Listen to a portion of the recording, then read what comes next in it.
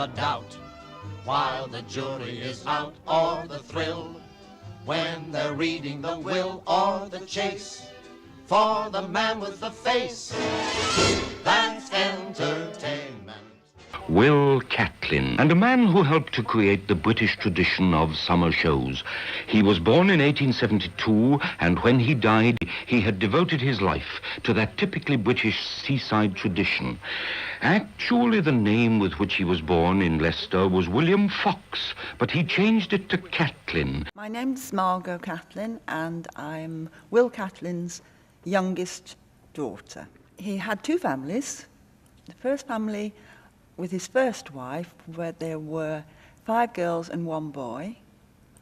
And then he married my mother, and he had 2 more daughters, of which I'm the last. Well, his character, he was so warm, and he met everyone at the theatre as they came in, and made them feel that they were the one person in the world that he'd been waiting to. He couldn't start the show until they came. It was a personal touch. The arcade was my playground. It was a very intimate theatre insofar as it was quite small. I was quite familiar with the backstage as well, because I used to be, with my sister, we used to be in the shows. He started as a Pierrot on the sands in Scarborough, and they used to just have a makeshift sort of little arena. My father was definitely a good businessman, as well as being a good theatrical man. And I think on his day he was a pioneer. On Saturdays, when the holidaymakers were leaving Llandudno and new ones arriving, my father would parade his troops around the town. He also sold picture postcards of his troops, as well as scripts, song sheets, and even his very own songbook. The seaside form of entertainment was definitely the main source of entertainment for holidaymakers. He insisted that each of his artists, all male of course at that time, should dress in their lodgings and then walk from their digs to the beach, a walking advertisement. Performances were supposed to be 3 times a day, at least. The queues used to form on a Monday morning, half the way down the promenade, to book seats for the show. There were 2 performances a week, 2 changes of programme a week, so that if you came on a Monday and you left at the end of the week, you could see 2 shows, which again was another of my father's inventions.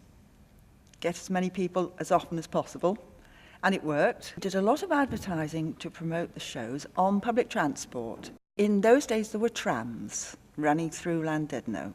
My father was I think when he first left school, he was apprenticed to a tailor, so he did learn the trade. Costumes were always praised in the shows.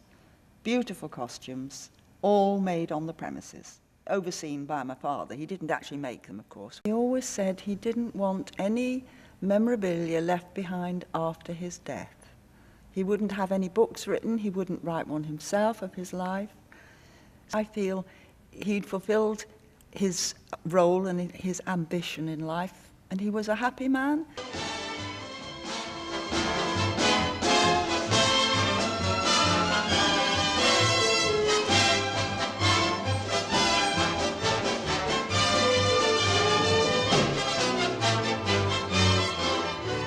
The doubt, while the jury is out, or the thrill, when they're reading the will or the chase, for the man with the face, that's entertainment. The dame who is known as the flame Of the king of an underworld ring. He's an ape who won't let her escape.